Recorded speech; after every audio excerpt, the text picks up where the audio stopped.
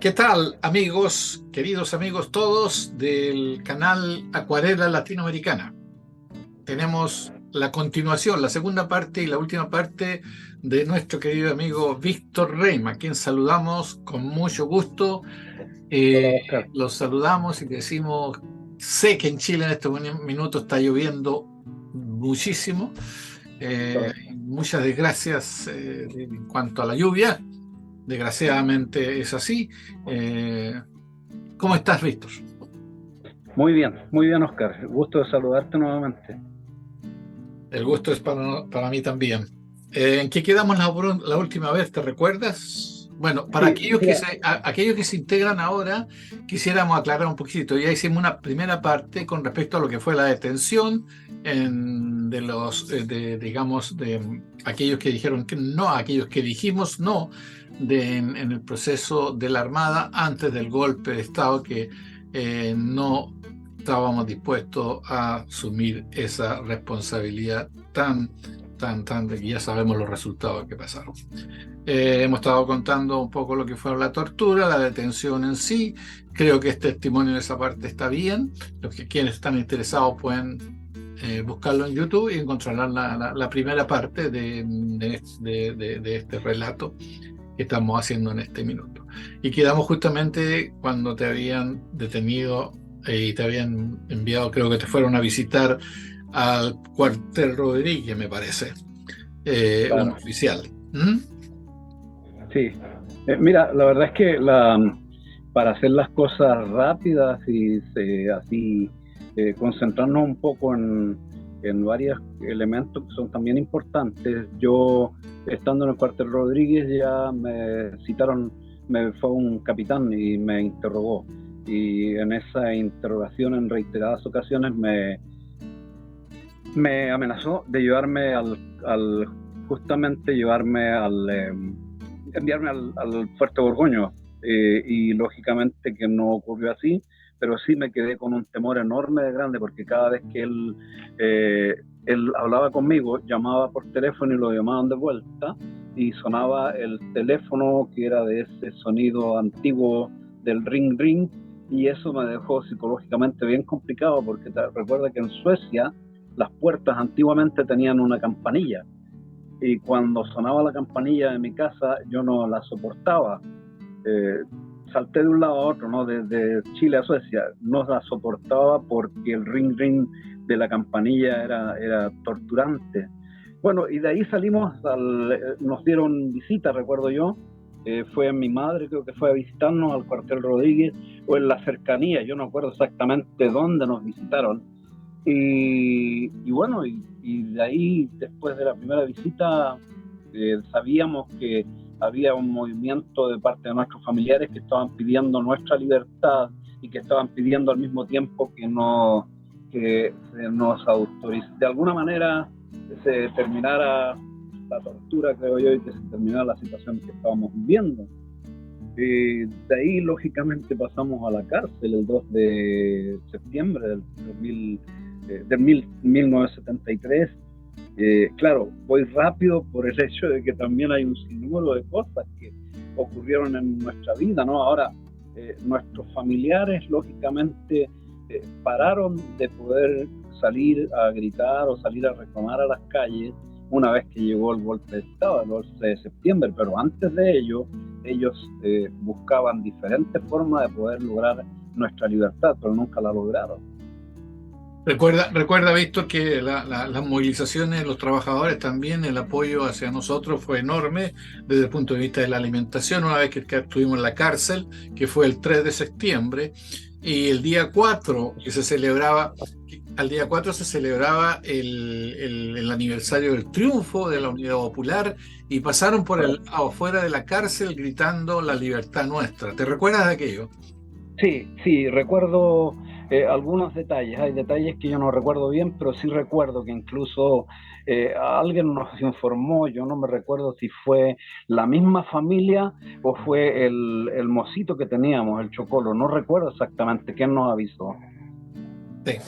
Sí, fue muy dramático todo eso y estábamos en una situación, estábamos con una esperanza enorme de salir pronto, claro. ya que la detención nuestra había sido una detención solamente por incumplimiento de deberes militares, que por último habríamos quedado detenidos en la repartición y nada más que eso. Mm. La cárcel, el significado de la cárcel ¿qué fue para ti, Víctor?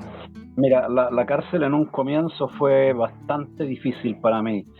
Fíjate que a mí me marcó una cosa que yo no sé si tú te recuerdas, que antes de llegar a la cárcel de Concepción pasamos por la cárcel de Talcahuano, un par de Sí, horas, no sé, 2, 3 horas. sí. Bueno, el hecho de que mi madre me saludara por intermedio de una reja y mi ex esposa lo hiciera, creo que andaba con mi hijo, no me recuerdo, pero eso me dolió enormemente porque yo soy muy malo para llorar, no sé qué será algo de mi ADN que hace que yo no llore, pero a mí se me cayeron las lágrimas de ver que mi madre estaba saludando por intermedio de una reja, y fue difícil. Incluso una de las peores imágenes que yo tenía de nuestra detención fue justamente la estadía en la cárcel de Talcahuano, que fueron horas. El llegar a la cárcel de Concepción fue dolorosísimo, lógicamente, pero nos sentíamos fortaleza, creo yo, el hecho de que estábamos en grupo. Éramos un grupo, no estábamos solos. Si hubieras estado solo, a lo mejor hubiera sido el dolor tremendamente grande. Sí, justamente. Y sentíamos ese apoyo también de afuera. Nuestros familiares, claro.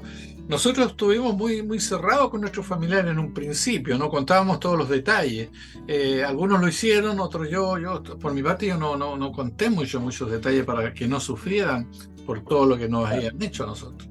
Eh, claro, exacto. lo otro es que a nosotros nos aíslan, eso ya lo conversamos también con Carlos García, quizás bueno, te acuerdas de Carlos, por supuesto. Sí, Eh, el torque le decíamos lo nosotros. conversamos y también estuvimos en la misma cárcel, también lo conversamos en una conversación, y justamente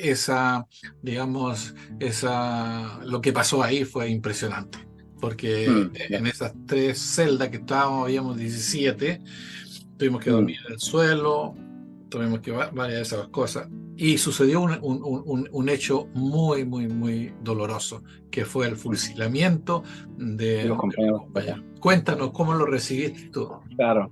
Mira, la verdad es que fue dolorosísimo. Yo me recuerdo, aún tengo la imagen de cuando el día de visita, el 21 creo que fue, apareció un cura en el patio de visita antes que la visita llegara.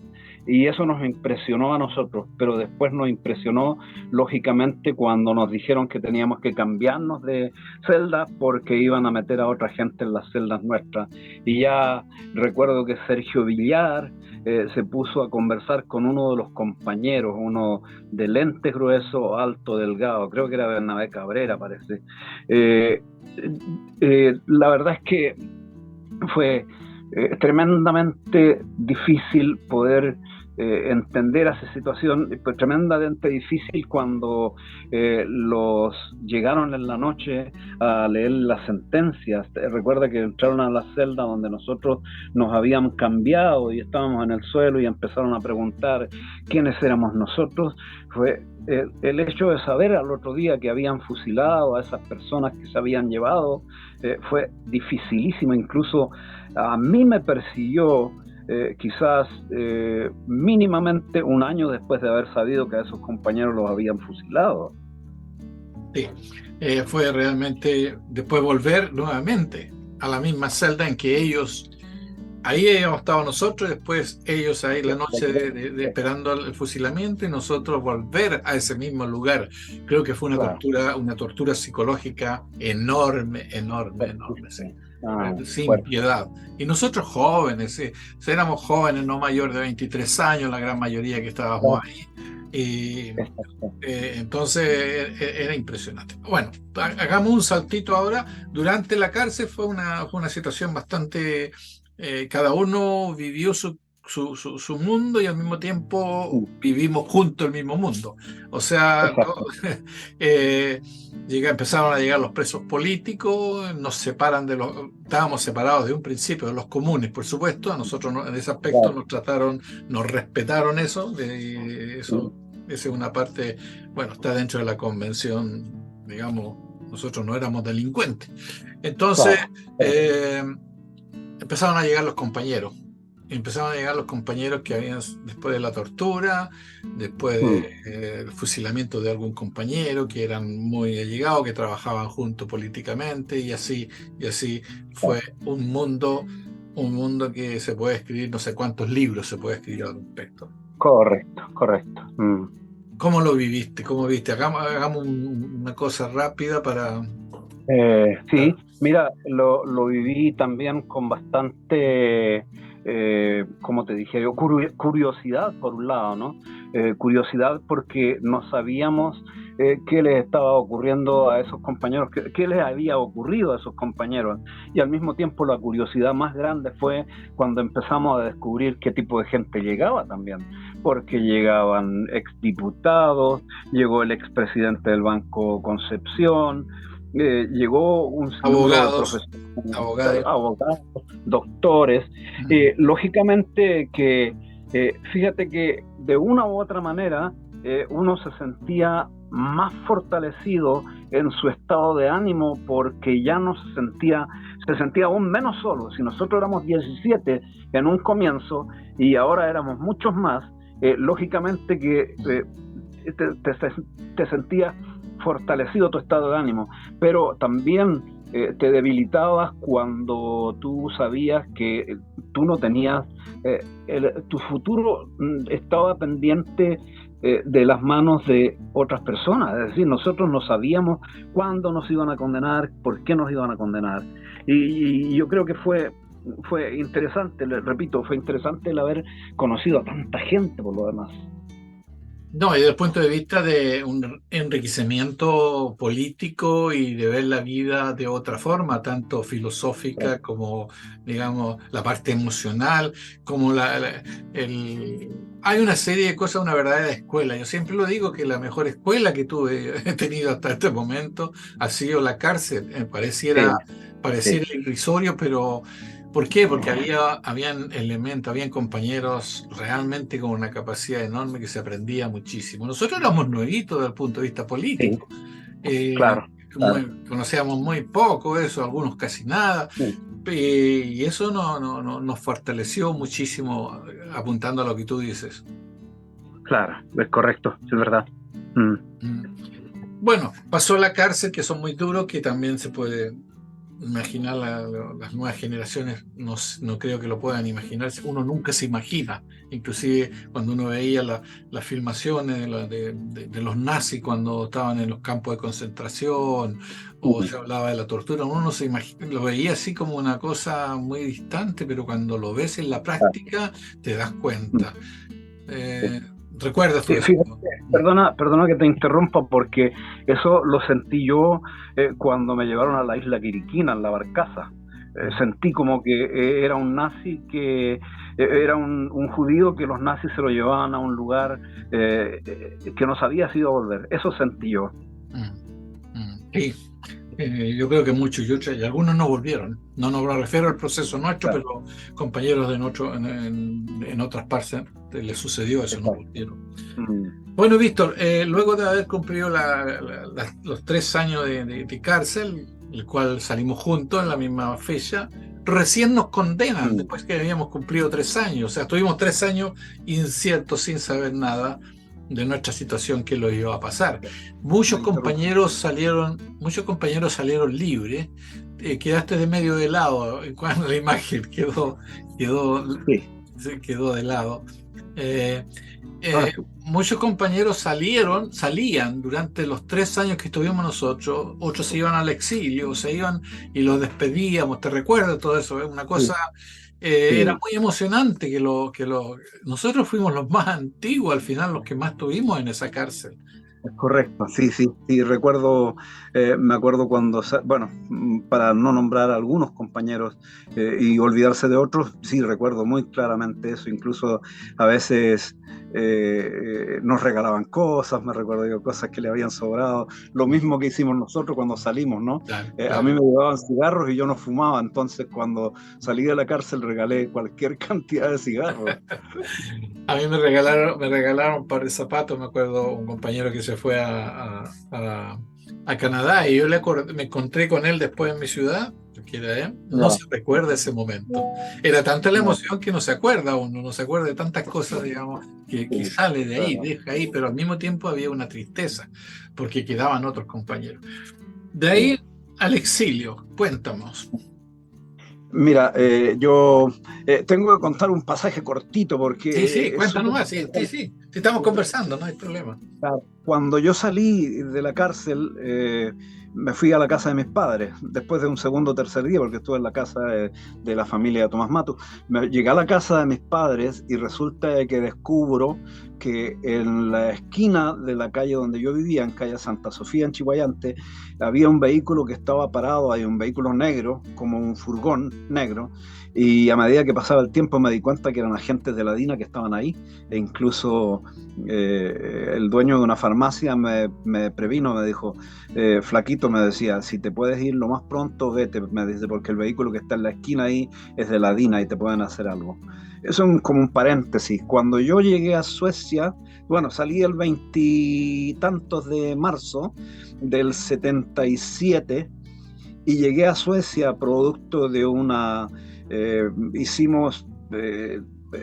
Amnistía Internacional conocía nuestro caso, mi caso, la Cruz Roja también lo conocía, y por intermedio de Amnistía Internacional conseguí 2 pasajes. Un pasaje fue fallido porque la DINA andaba a la siga nuestra, y el jefe de Propaz, o el jefe de la vicaría, que era el señor, ¿te acuerdas tú cómo se llamaba? El peladito bajito que después fue el registro civil, el señor Barudi.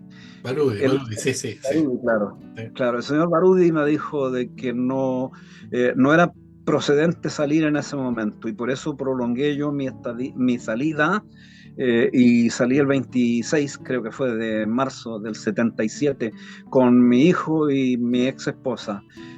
Fue dificilísimo, el ver mis padres llorar en el aeropuerto, el ver mi familia llorar en el aeropuerto, el ver mi madre llorar en el aeropuerto, a pesar de que, como decía antes, yo no lloro, nunca he llorado, pero sí me cayeron algunas lágrimas, y ver que todo el mundo lloraba fue dificilísimo. Es decir, el vuelo hacia Estocolmo, que pasó por Casablanca en Marruecos, fue un vuelo de la peor tortura, el peor suplicio que yo haya tenido en mi vida. Fue dificilísimo.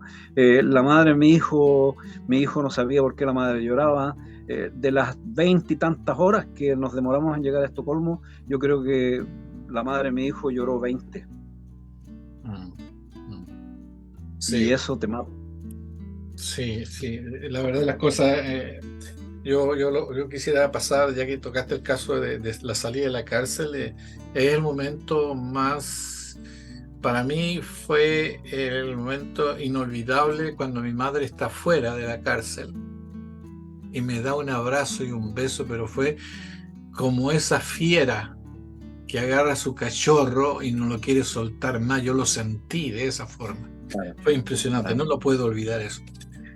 Bueno, Vito, yo también salí el 77, yo me quedé en Chile varios meses, pero también, como te dije, también me fui a Santiago a trabajar, pero era un trabajo así, como quien dice, a la mala, pero trabajaba, y hasta ahí llegaron también, llegaron miembros de la DINA, del Diego Portales, llegó...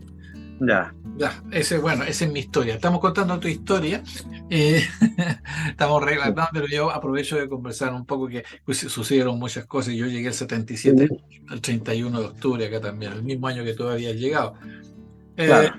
Bueno, la situación política en Chile en ese momento era muy difícil. La dictadura era muy fuerte. Sí.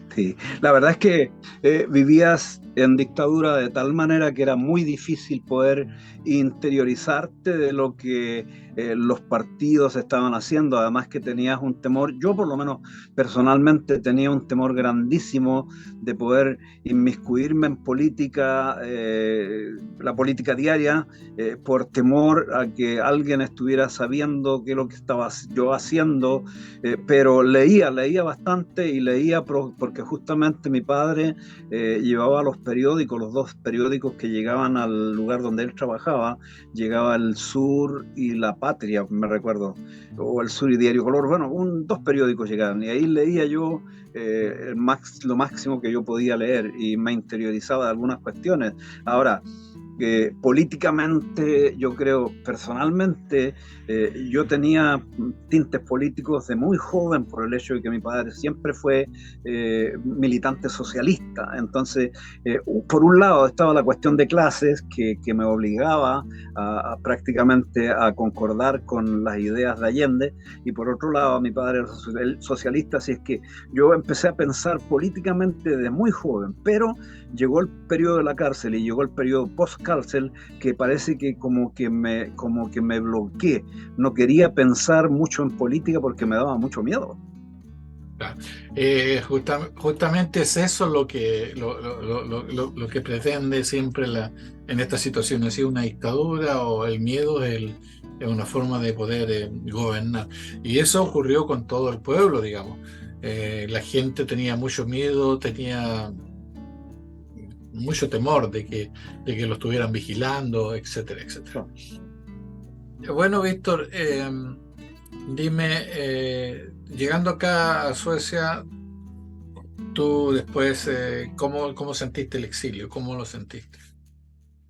Fue difícil, Oscar, fue muy difícil el comienzo, los primeros meses, los primeros años, pero fundamentalmente porque yo veía el sufrimiento de mi hijo y de mi ex mujer, de la madre de mis hijos.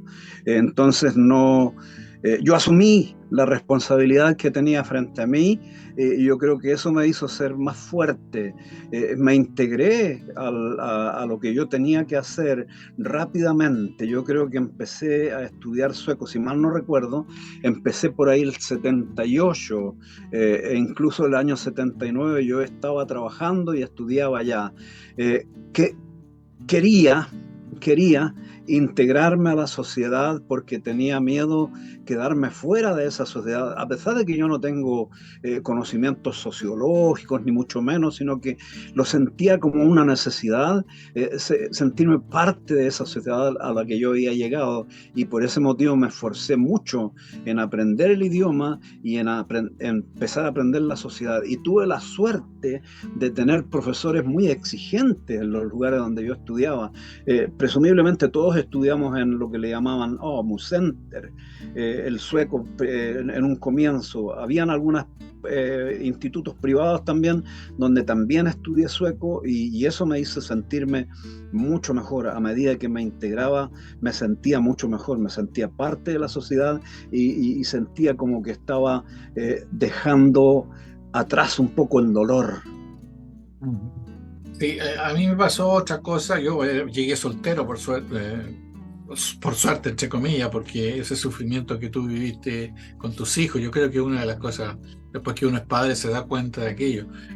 Lo que sí, yo estuve los primeros 5 años con la maleta lista para volver a Chile. Mira. Te pasó lo mismo, ¿no es cierto? Sí. Sí. Era una cosa, estabas aquí, pero estabas con el pensamiento en Chile. Y así, eso nos trae problemas. Víctor, nos están quedando 10 minutos del tiempo. Lamentablemente el tiempo es el peor enemigo en este tipo digamos, de trabajo que se hace para el mundo. Cuéntanos algo más. Te dejo en libre albedrío. Sí, bueno, lo que tú decías, ¿no? Es interesante también. Yo creo que nuestro camino ha sido prácticamente similar. Fíjate, yo he conversado con otros compañeros y es muy parecido lo que nosotros pasamos. Ahora, yo, producto de que quería sentirme integrado y querías también no pensar en que tengo una maleta lista, pero la tenía igual, incluso, es más, yo el año 95, 96, yo volví a Chile con mis hijos, con la madre de mis hijos, pero fue imposible principalmente para ellos, y cuando me refiero a ellos, me refiero a mi ex compañera y me refiero a mis hijos. Fue dificilísimo poder adaptarse, quizás por eso del bullying que ocurre en los colegios, en las calles, porque a los tres, a pesar de que los tres son de pelo oscuro, los tres le decían los gringos y a ellos no les gustaba. Estuvimos viviendo en Concepción, incluso en un barrio de clase media, y yo lo elegí justamente para que ellos no sintieran tanto la distancia entre cómo habíamos vivido en Suecia y aquí Chile, pero fue imposible, fue imposibilísimo, no logramos. Volvimos el año 96 a Suecia y nuevamente volvimos a lo que habíamos hecho antes, ¿no? Yo tuve la fortuna de, participar políticamente, lógicamente participábamos políticamente mucho, participábamos en manifestaciones, participábamos en actividades de algunos de los grupos latinoamericanos, participábamos en actividades culturales, o sea, siempre estábamos en algo, ya sea con los niños o para nosotros. Y bueno, y a medida que tú ya sentías que te habías establecido, porque cuando yo volví me sentí establecido, empecé a hacer más cosas, ¿no? Ahí vinieron diferentes estudios, cursos, una licenciatura, que por lo demás estoy muy agradecido de Suecia por la calidad de la educación, la educación gratis. Estoy increíblemente agradecido de haber pasado por allí y estoy increíblemente agradecido de ser ciudadano de ese país, porque sigo siendo ciudadano de ese país. O sea, yo nunca voy a cortar el vínculo con Suecia, siempre lo voy a mantener. Además que mis hijos y mis nietos viven ahí, entonces sería, por un lado, un malagradecido y por otro lado sería una muy mala persona que yo cortara ese vínculo. Sí, yo estoy acá, los tengo al ladito y bueno, hay una cosa que me gustaría que tú lo plantearas, Victoria. ¿Qué piensas tú con respecto a lo injusto que ha sido hasta este momento,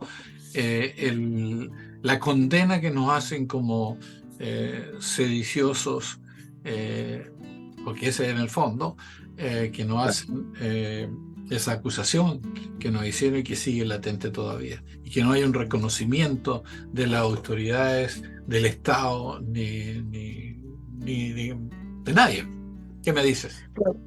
Claro, mira, justamente estábamos esperando nosotros algún tipo de veredicto de parte de la Corte de Apelaciones de Santiago en el caso de un grupo de nosotros, porque estamos divididos en grupos. No ha ocurrido absolutamente nada, pero yendo más allá, digamos, yendo a la situación global, general de nosotros, considero que ha sido injusto el hecho de que incluso nuestros compañeros políticos nos han abandonado en el camino. Recuerda, por ejemplo, yo recuerdo claramente la primera vez que yo vine a Chile, el año 91, vine con la idea clara de poder exigirle a los políticos que estaban en el poder en ese momento, y entre otros el presidente de la Cámara de Diputados, José Antonio Villera-Gallo, que le pedí una entrevista particular pidiéndole que se hiciera algo por el grupo de los marinos.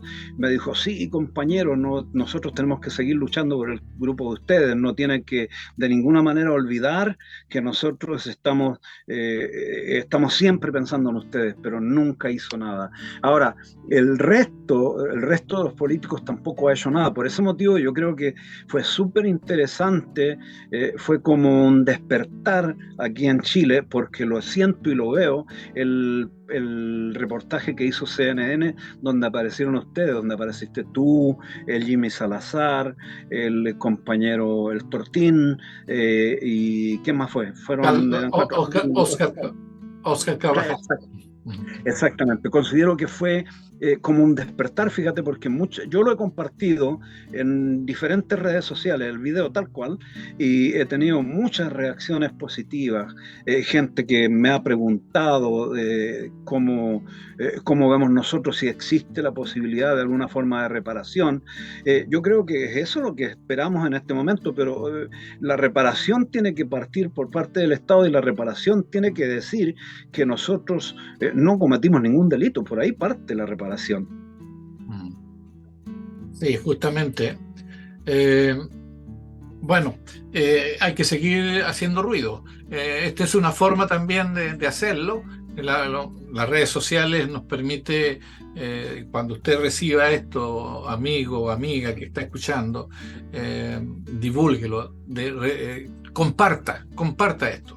Porque este es son protagonistas de una situación que se dio y que estábamos dispuestos a defender la democracia, a defender la Constitución en ese entonces, y resulta que a nosotros los dan vuelta, y lo hizo muy hábilmente Merino, que engañó, digamos, a las autoridades en ese momento. Exacto. Nos quedan 2 minutitos. Sigue nomás, está muy bien lo que estás. Sí, es muy importante. Sí, mira, yo personalmente participo, he hecho como 14 vídeos en la red social TikTok, destacando, claro, hablo de la cuestión personal, porque de una u otra manera puedo enganchar a gente para que entienda que lo que yo estoy diciendo no es mentira, o sea, no es verdad, es verdad, no es mentira, es fundamental eso, ¿no? Entonces lo he visto desde el punto de vista personal, pero al final, en alguno de los últimos capítulos voy a tener que lanzar un dardo político también, porque es fundamental que no solamente hablemos de las cuestiones personales, digamos, la tortura es lógicamente la parte central, el atropello es la parte central, pero también tiene que ver mucho la arista política, y eso es lo que yo voy a hacer en los vídeos finales. Ya llevo, como digo, 14 o 15 vídeos, no me recuerdo exactamente, sobre el tema. Sí, este es el caso de nuestro canal, o de este canal de Acuarela Latinoamericana. Este es el comienzo. Naturalmente vamos a estar constantemente denunciando. Ya los testimonios, hay muchos, o sea, no todos pueden participar, pero como tú decías, coinciden muchas cosas, coincidimos en lo vivido, tanto en la cárcel, en la detención, en la tortura, en los campos de concentración y el exilio. Entonces hay que seguir divulgando esto, hay que seguir, digamos, compartiendo esta verdad, porque somos los protagonistas de un hecho histórico. Y no es porque lo digamos nosotros, sino lo dicen otros también, y es la realidad. ¿Qué más te puedo decir, Víctor? Bueno, la verdad es que hay mucho que decir. Mira, en cuanto a que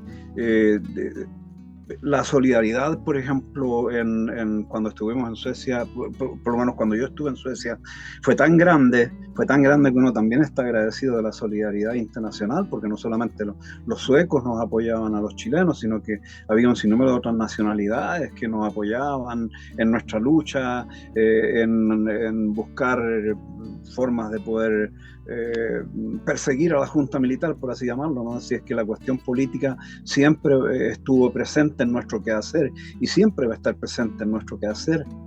Sí, y tuvimos muchas demostraciones bajo cero, demostrando en las calles cuando Pinochet había que manifestar en las concentraciones con mucho frío, en algunos casos muy enfermo después, porque la lluvia, el frío, menos de 10, 15 grados bajo cero, y ahí estábamos